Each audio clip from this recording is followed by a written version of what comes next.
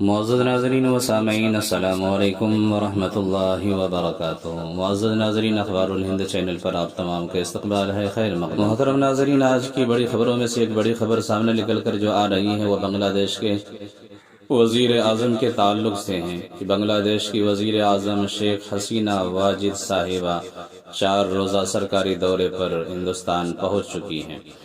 انہوں نے اپنے دورے کا آغاز دہلی میں حضرت نظام الدین اولیاء رحمۃ اللہ علیہ کی درگاہ پر حاضری کر کے دی ہے۔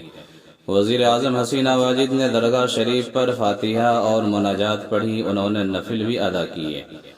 بتایا جاتا ہے کہ 8 ستمبر کو شیخ حسینہ واجد اجمیر شریف میں حضرت خواجہ معین الدین چشتی اجمیری رحمہ اللہ کی درگاہ پر بھی حاضری دیں گی۔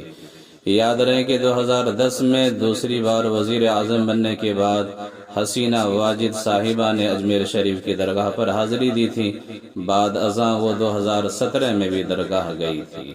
پوری ویڈیو دیکھیے اور کمنٹ کے ذریعے سے اپنی رائے کا اظہار کیجیے، اور چینل پر نئے ہیں تو چینل کو سبسکرائب کرنا نہ